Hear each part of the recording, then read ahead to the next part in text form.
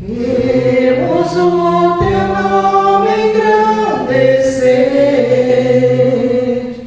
e agradecer-te por obra em nossas vidas.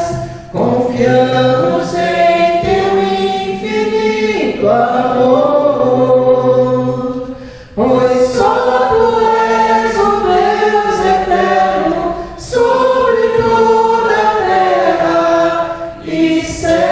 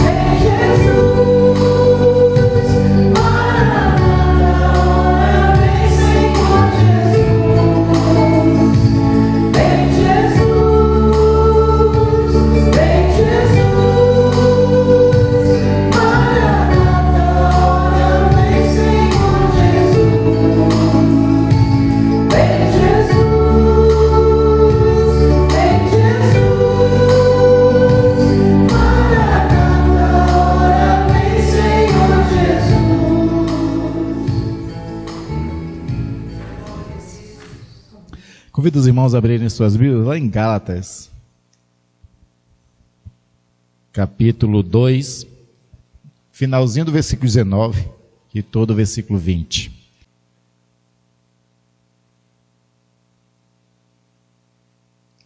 Acharei Gálatas, capítulo 2. No final do 19 diz assim: estou crucificado com Cristo. Aí no 20 diz: logo, já não sou eu quem vive, mas Cristo vive em mim. E esse viver que agora tenho na carne, vivo pela fé no Filho de Deus, que me amou e a si mesmo se entregou por mim. Agora vá lá para Filipenses, capítulo 1, versículo 21. Filipenses 1, 21. Nessa passagem de Filipenses 1, 21, Paulo diz o seguinte: porquanto para mim o viver é Cristo e o morrer é lucro. Vamos orar mais uma vez ao Senhor? Pai amado e querido, eis a tua palavra lida, Senhor, e que o Espírito Santo, por intermédio desses textos, fale aos nossos corações nessa manhã, para que não só entendamos, mas principalmente para que a gente venha praticar nas nossas vidas, viver nessa dimensão dessa verdade que Paulo está nos falando. Pedimos, ó Deus, a condução do Espírito, a iluminação dele em nossos corações e a edificação em nome de Jesus. Amém.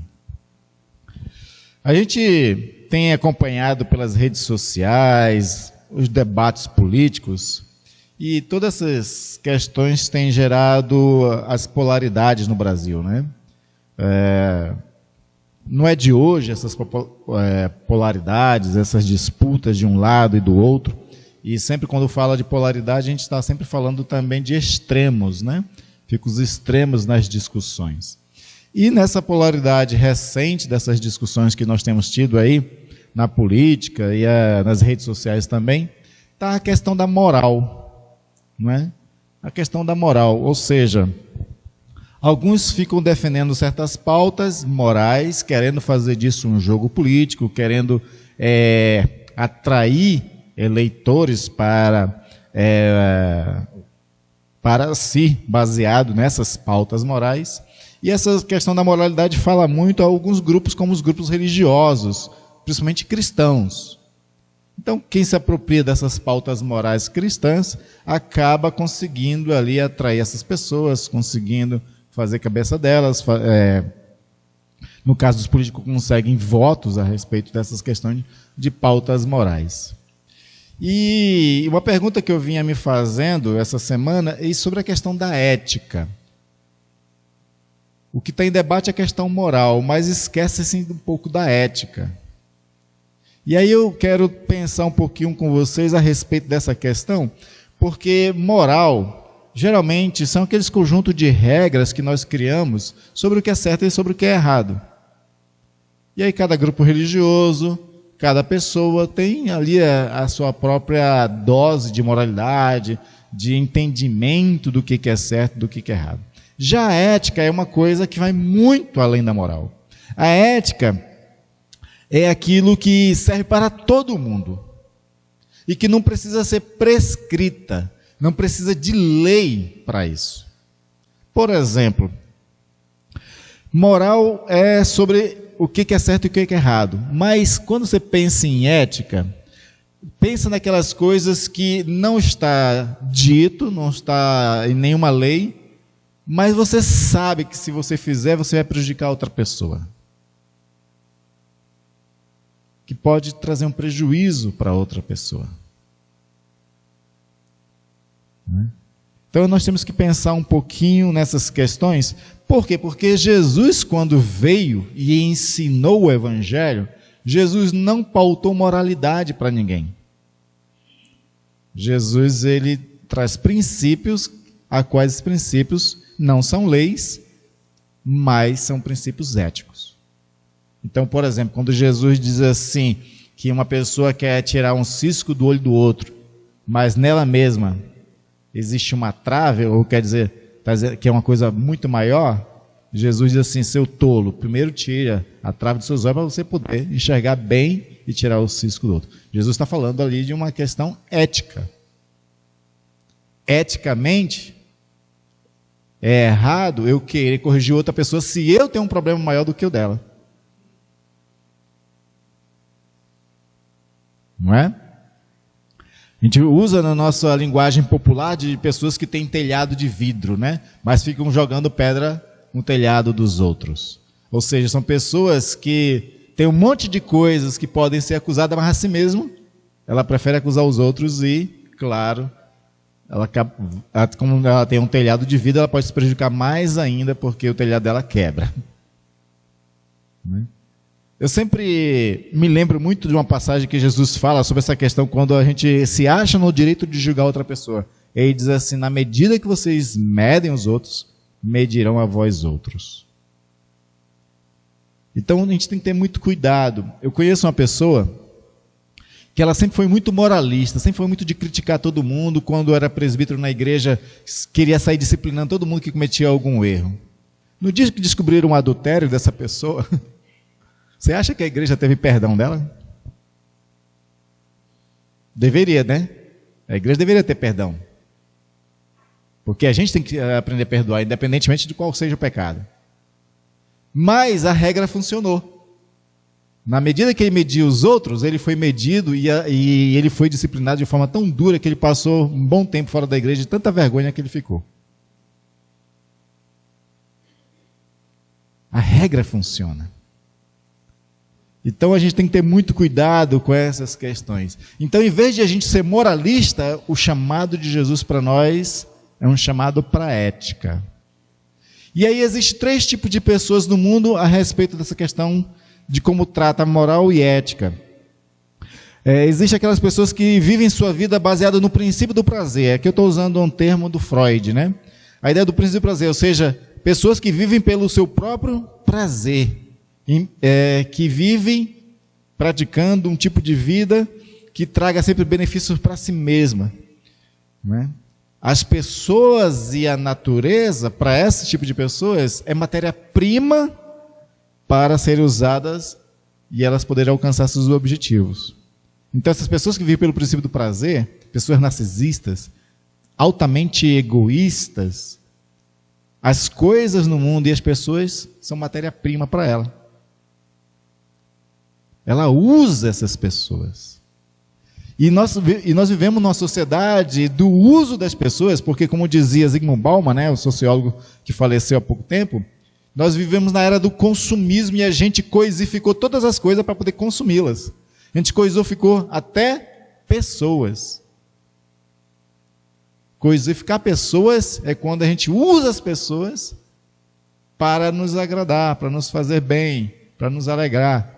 Quando essas pessoas estão chatas, quando essas pessoas não são mais úteis, a gente troca de amizade. No livro dele, que ele fala sobre o amor líquido, ele fala inclusive de que nas relações amorosas também tem acontecido. Você se apaixona por uma pessoa porque é bonita, que não sei o quê, faz algumas coisas legais, daqui 1 mês, 2 meses, quando ela começa a ficar chata, monótona, ou quando já não está me agradando, o que você faz? Troca. Né? A média dos casamentos no Brasil, desses casamentos nos últimos 10 anos, tem durado 2 anos. A média dos casamentos.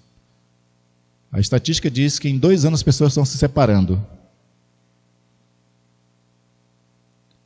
A pessoa usa por 2 anos alguém, depois, enjoa, já consumiu e agora quer trocar.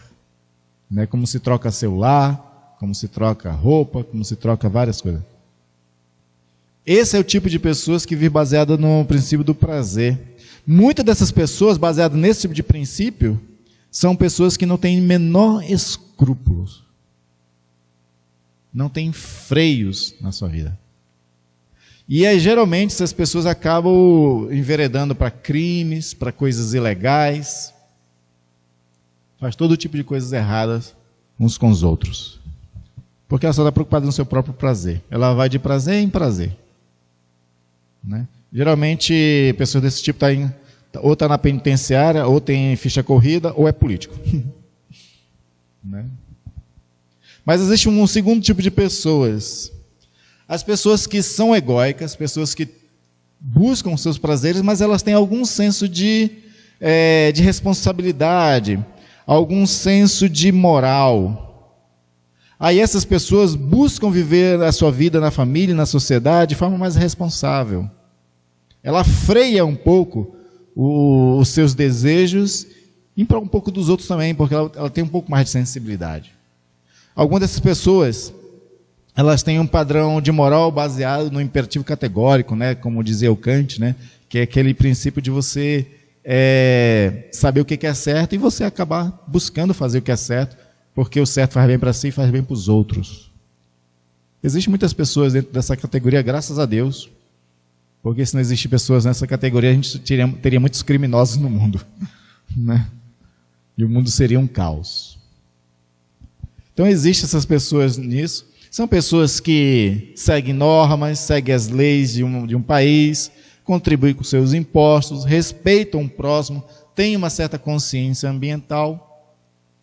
Não é? Algumas dessas pessoas, inclusive, podem até ser cristãs.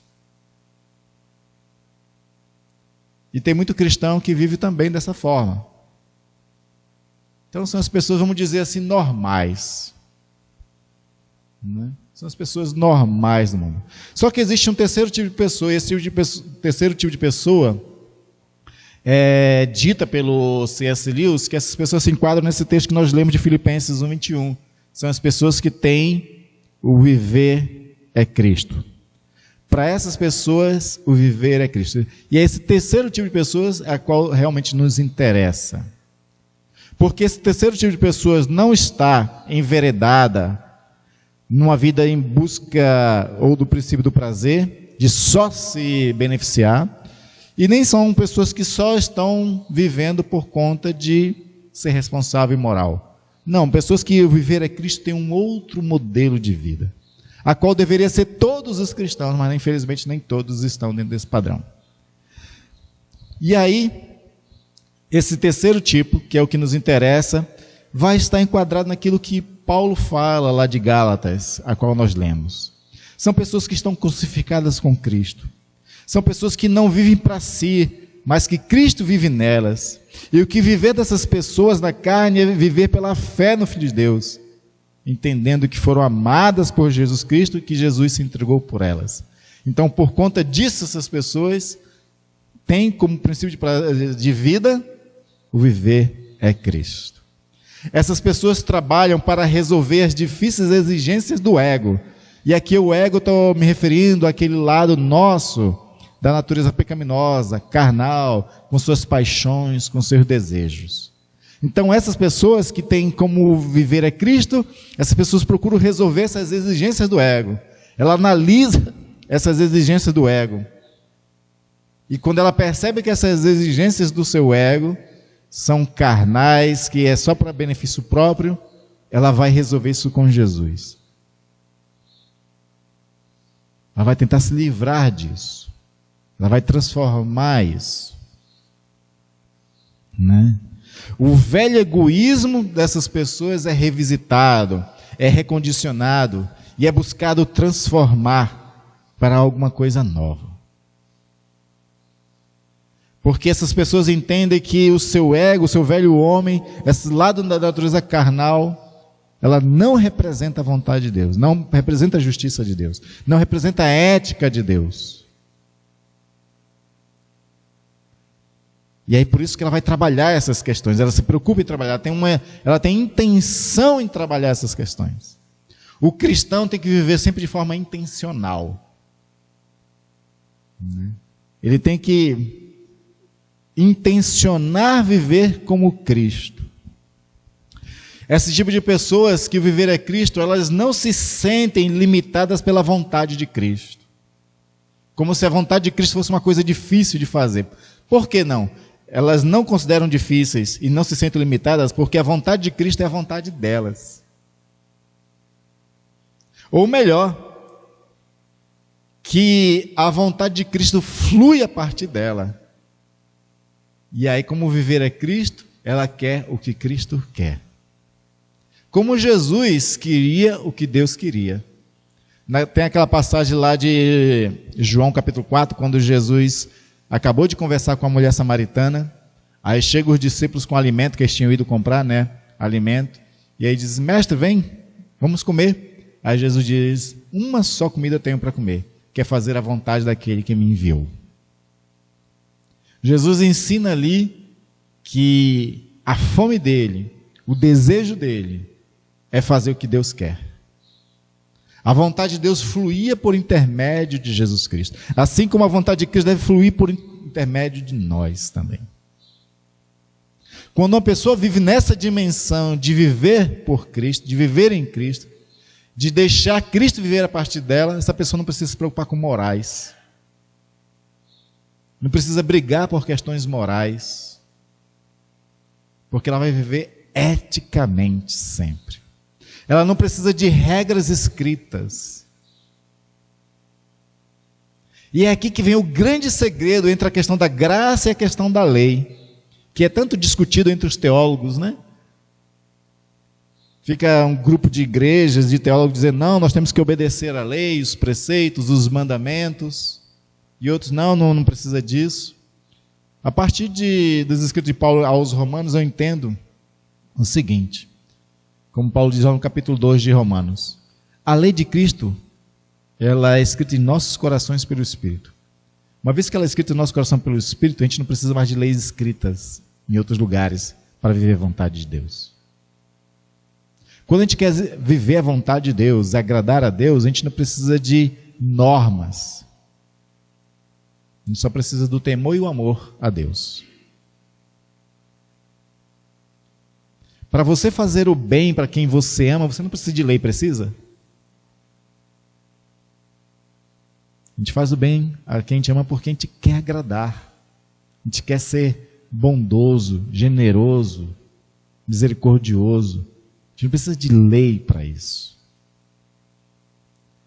Jacques Rousseau, ele dizia que quanto mais corrupção no país, mais leis tem. Porque as pessoas que não vivem pela pauta da ética, ela precisa dessas leis para frear a sociedade corruptora. Uma sociedade corrompida. Né? Porque nós precisamos eu sempre cito a questão do semáforo, porque para mim o semáforo é muito emblemático. Né? Por que a gente precisa de semáforos nas ruas que tem encruzilhada? Porque se não tiver semáforo, vai viver carro batendo no outro, porque todo mundo que não vive pelo princípio da ética e da preocupação com o próximo, ele acha que ele é que tem o direito de passar. Aí como o outro também tem o mesmo pensamento, os dois vão passar na mesma hora, no mesmo lugar, e vão bater. Não é?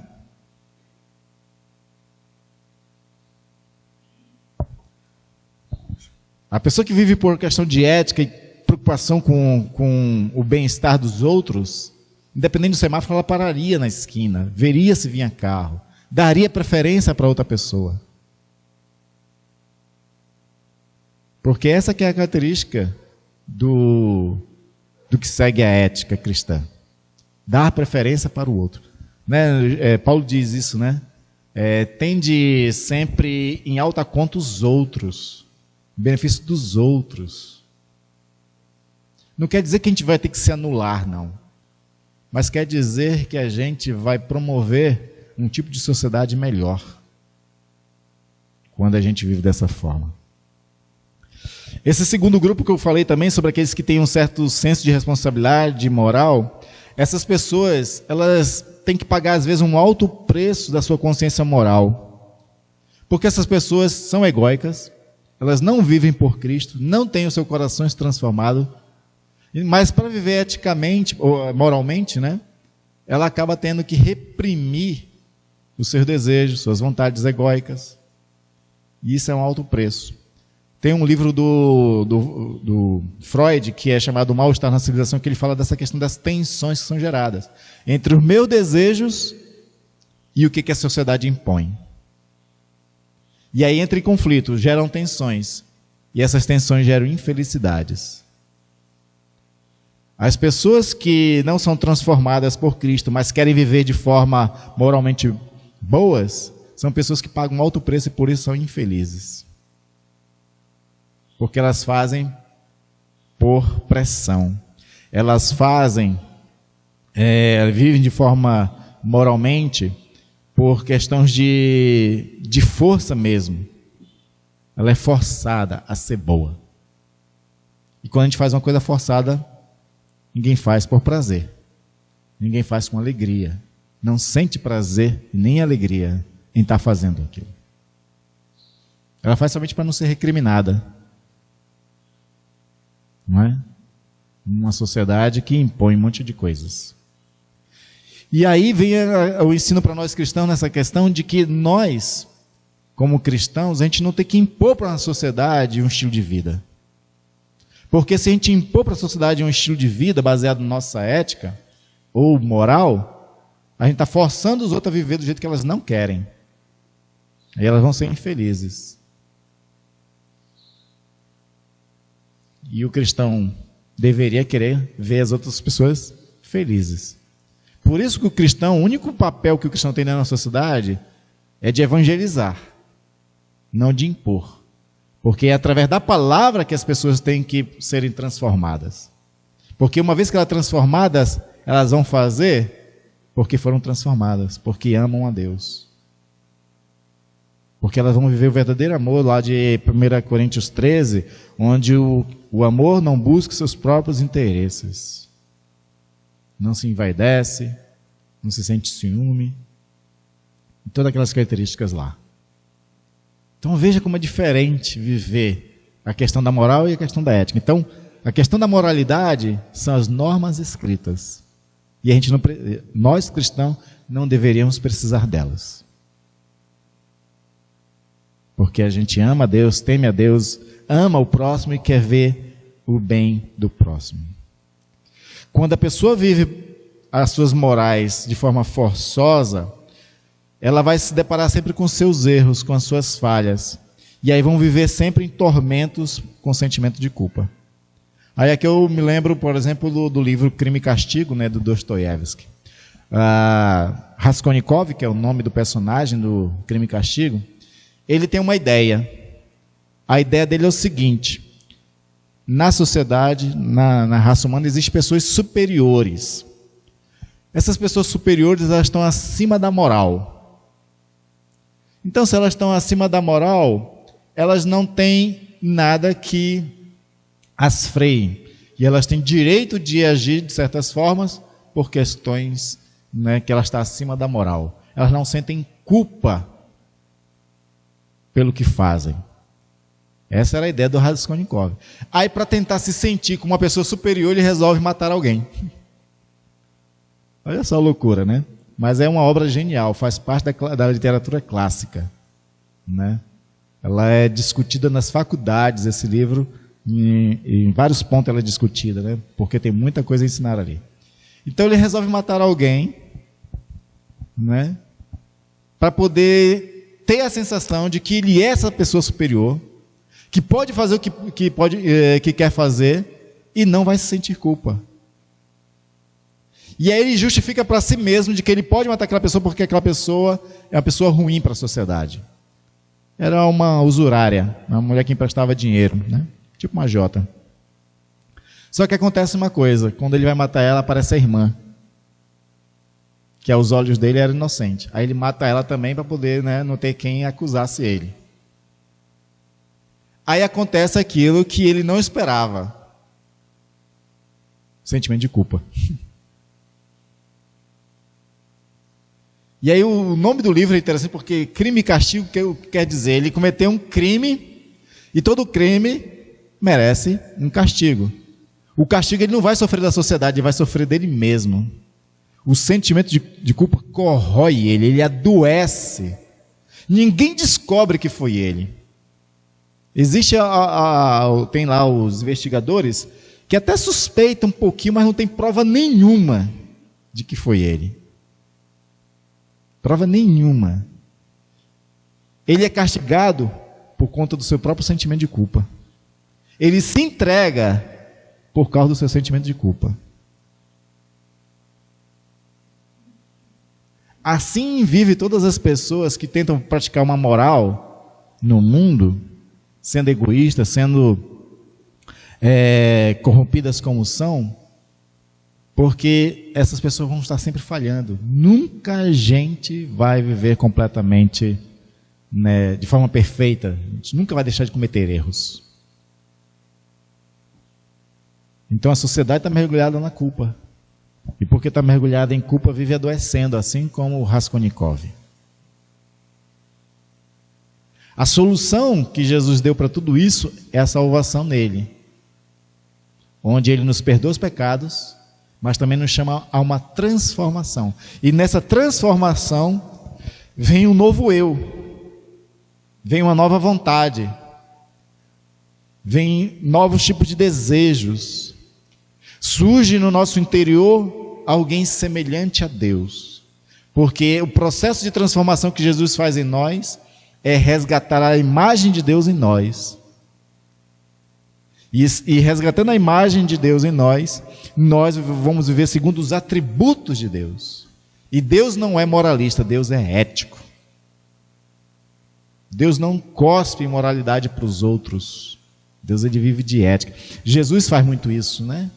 Jesus não impõe para os outros o que os outros têm que fazer. Jesus, ele vive de tal forma, eticamente, que aí quem é inteligente vai olhar para ele e entender, é desse jeito que eu tenho que viver. Por isso que Paulo não diz obedeça os mandamentos. Paulo diz, sejam imitadores de Cristo, assim como eu sou. Né? Sejam imitadores. Porque imitar Jesus não é seguir regras, é viver de forma ética, como Jesus viveu. E aí a gente não vai cometer os erros dos fariseus, né? Porque os fariseus, eles não viviam por padrões de ética, eles viviam por padrões de regras, de leis. Só que não conseguiam obedecer todas elas. Aí viviam fazendo sacrifícios, viviam com sentimentos de culpa, viviam de forma hipócrita. E aqueles que erravam, mas se achavam santos, queriam ser juízes da sociedade, oprimir os outros, sobrecarregava os outros, tudo contra aquilo que Jesus vive ou ensina. E o modelo para nós não deve ser os fariseus, o modelo para nós deve ser Jesus. Tem um teólogo e filósofo brasileiro que eu gosto muito, que é o Ricardo Quadros Gouveia. Hoje em dia ele é professor no Canadá, e ele tem debatido muito essa questão dos novos fariseus. O cristianismo está permeado de novos fariseus. O cristão que quer impor regras para os outros e quer julgar todos os outros são como fariseus, sendo que eles mesmos não vivem de tal forma. E aí nós somos chamados por Jesus a viver de tal forma que a gente espelhe o próprio Cristo. E como é que a gente consegue fazer isso? Aí existe uma dinâmica para a gente alcançar um coração igual ao de Jesus, um padrão igual ao de Jesus. Isso se deve à oração e à palavra. O casamento, oração e palavra. Oração para que eu possa estar em intimidade com Ele, pedindo libertação, transformação, que Ele se forme em mim.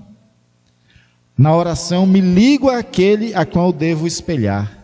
Na oração eu convoco aquele que deve viver em mim, que é Jesus Cristo, por intermédio do seu Espírito. E pela palavra vou mudando a minha forma de entender o mundo, pela palavra vou mudando os meus desejos, pela palavra vou mudando as minhas vontades, pela palavra vou mudando o meu entendimento, né? Vou sendo transformado pela renovação da mente. Pela palavra vou me tornando a palavra, não é? Porque nós somos formados pela cultura, né? A gente cresce numa sociedade, a gente vai ganhando os aspectos dessa sociedade. E se a sociedade é corrompida, a gente fica sendo também corrompido. E aí a palavra vem para auxiliar, ajudar a gente a mudar a nossa cultura, a transformar a nossa cultura a partir de dentro. E quando eu mudo a minha cultura, aí eu vivo segundo o reino de Deus. Não a cultura do mundo, não a cultura da sociedade, mas segundo o reino de Deus. Eu critiquei aqui as mensagens anteriores sobre essa questão do patriotismo, né? Por quê? Porque a gente, cristãos, a gente é estrangeiro, é peregrino aqui na terra. A nossa pátria é o céu. Então dizer que eu amo o Brasil e que sou brasileiro, aquela coisa toda, a gente assimila nessa frase, nessas expressões, o jeito corrupto do brasileiro também. E aí, em vez de eu ser brasileiro, eu tenho que aprender a ser cidadão do reino de Deus, que tem um padrão de ética diferente deste mundo. Não é? Se eu vivo o padrão do reino de Deus, eu posso viver em qualquer sociedade e vou estar agradando a Deus. Não vou sempre agradar os seres humanos, mas vou estar sempre agradando a Deus, que é muito mais importante. Não foi isso que Pedro disse às autoridades judaicas? Importa primeiro agradar a Deus do que aos homens?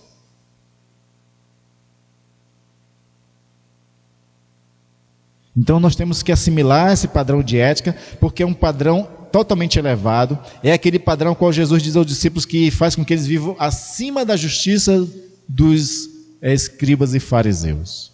Viver de forma ética, nós vamos viver acima dos padrões da moralidade deste mundo, inclusive.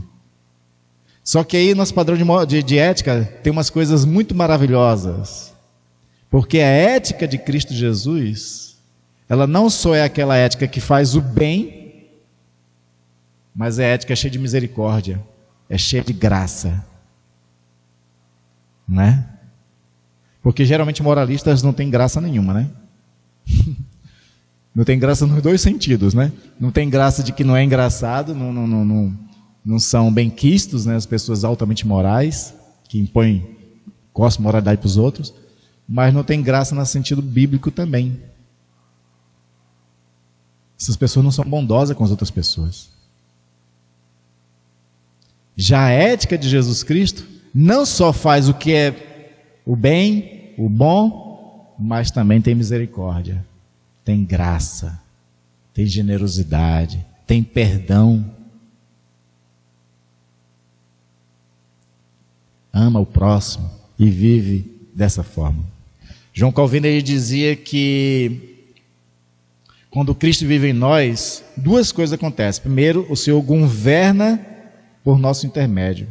E segundo, Ele faz com que a gente se torne Ele. E nós temos que nos tornar que nem Cristo, como Paulo está dizendo aqui. O viver que eu tenho agora, não sou mais eu. Já não sou eu, mas quem vive, mas Cristo vive em mim. Jesus governa através de mim e Ele me torna igual a Ele. Vai me transformando de glória em glória a sua própria imagem, como está lá em 2 Coríntios 3,18. E aí nós aprendemos então com Paulo de que nós podemos sempre estar agradando a Deus e vivendo de forma justa dentro de uma sociedade quando a gente vive de forma ética. Então, dentro desses debates que está acontecendo aí, não caio nessa onda dessas pautas morais. Não caio nessas. Isso aí é discurso político, só para poder ganhar seu voto. Nem essas pessoas que pregam isso aí vivem esses padrões morais. Nem eles vivem. É discurso eleitoreiro. Não entre no debate para poder também você não fazer da internet um ringue, ou mesmo nos almoços de família, né? Transformar num ringue. Então não entro nesse debate. Antes, em vez de viver nesses debates e alimentar ódio, alimentar discursos de ódio, essas coisas, viva a ética do reino de Deus através da vida de Jesus, através de vocês. Amém? Vamos orar ao Senhor. Deus querido e amado, na tua sabedoria, Senhor, tu primeiro ensinou os homens as leis, para poder frear a maldade do coração deles, eles viverem de forma ordeira dentro de uma sociedade. Mas o Senhor sabia muito bem de que eles não conseguiriam viver de tal forma. Por isso o Senhor providenciou Jesus Cristo, o remédio para a corrupção do coração humano. Esse Cristo que, ao morrer na cruz, Ele nos leva para morrer com Ele, para morrer o velho eu, a velha natureza, o lado egoísta, corrupto do nosso ser. Mas ao ressuscitar dentre os mortos, Ele também ressuscita cada um de nós em novidade de vida, como Paulo disse em vários textos sagrados. E ao ser nova criatura em Cristo Jesus, nós queremos não viver pautado em moralidades, em regras regras às vezes, muitas vezes humanas, que só oprime, que só traz peso, sobrecarga, e que as pessoas às vezes obedecem, mas nem realmente por querer. Antes, a gente aprende a viver como Cristo viveu, de forma ética, fazendo bem, vivendo de forma boa, misericordiosa, perdoadora, amorosa, de forma justa. Nos ajuda a viver de tal forma, e não de forma forçada, mas que seja de forma natural. E essa naturalidade só ocorre, Senhor, se o Senhor viver em nós. E nós te autorizamos, Jesus, a viver em nós, a nos moldar a partir de dentro, a nos transformar completamente, a tirar todos os resquícios do velho homem e somente construir o novo homem. Que o Senhor governe através de nós, que o Senhor ame através de nós, que o Senhor perdoe através de nós, que o Senhor faça o bem através de nós. Nos abençoa, Pai, para que sejamos como Tu fostes neste mundo quando aqui vieste, dando exemplo a todos. Obrigado, Senhor, porque o Espírito Santo trabalha em nós e nós queremos ver a obra do Espírito Santo concluída nas nossas vidas, para que quando Cristo vier, como nós cantamos agora há pouco, Maranata, o Senhor encontre uma igreja de homens e mulheres transformados segundo a imagem de Jesus. É isso que nós pedimos e é isso que nós esperamos em nome de Jesus, ó Pai. Amém, Senhor. Vamos ficar de pé.